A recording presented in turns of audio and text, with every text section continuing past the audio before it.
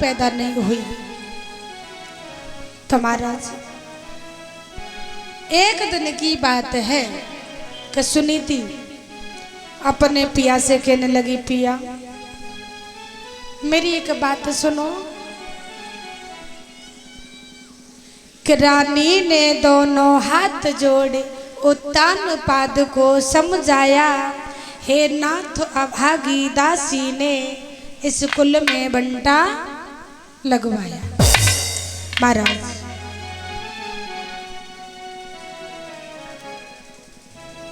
आज सुनीति कहने लगी, समझाने लगी कि पिया हमारी आधी उम्र निकल गई लेकिन कोई संतान नहीं हुई, और बोली है कि इतने दिन में संतान नहीं दुनिया भर हंसी उड़ाती है, महाराज निर्मल कहलाते हो और दासी बांझ कहते हो। मेरे भैया सुनीति ने दोनों हाथ जोड़े और कहा कि पिया मेरी एक बात सुनो, हमारी और आपकी आधी उम्र तो निकल गई लेकिन फिर भी कोई संतान नहीं हुई। दुनिया वाले मजाक बना लेते हैं और दादा ये भी कहते हैं, ये बात तो खैर मैंने अपने कानों से भी सुनी है कि जिसके संतान न हो तो लोग ये भी विचार करते हैं परिचित महाराज कि सुबह उठ के कहीं उसका चेहरा न दिखने को मिल जाए, कहीं उसका मुंह न देख ले, नहीं तो हमारा दिन बेकार हो जाएगा। लेकिन ये गलत बात है, ये हमारे और आपके हाथों की बात नहीं है, ये तो सब प्रभु की मर्जी है। देना या न देना सब प्रभु की लीला है। भक्तजनों आज उत्तान पाद बोले हैं, प्यारी मेरी बात सुनो कि इच्छा उनकी करे सके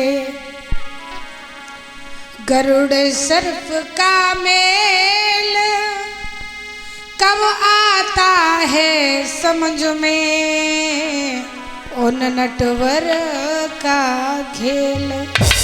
महाराज आज उत्तान बाद कहने लगे, प्यारी मेरी बात सुनो, अरे हमारे हाथों की बात नहीं, इसमें हमारा कोई दोष नहीं, कोई आपका दोष नहीं है, ये तो सब प्रभु की लीला है।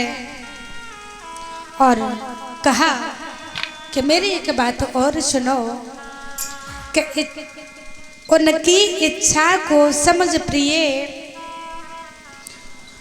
बोले हैं कि उनकी माया से फूलों से ब्रह्मा जैसे प्रकटाए हैं, उनकी माया के मिलते ही ये पंचभूत दर्शाए हैं।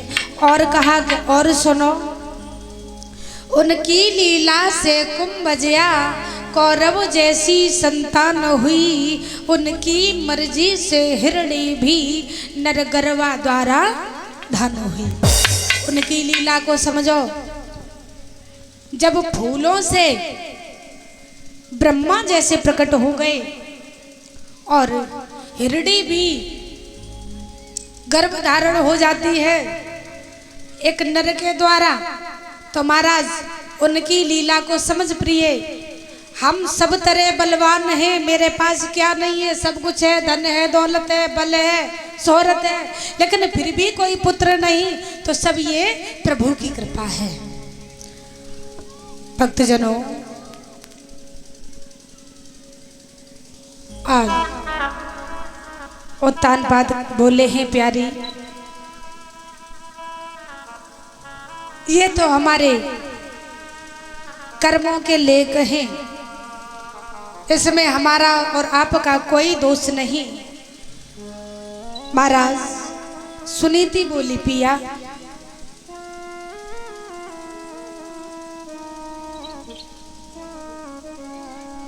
मेरी एक बात सुनो,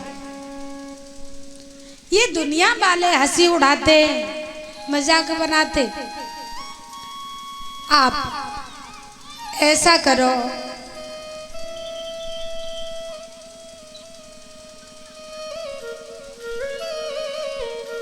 हमारी आधी उम्र तो हो चुकी, हमारे कोई पुत्र पैदा नहीं हुआ, ये बड़े दुख की बात है। भक्तजनों,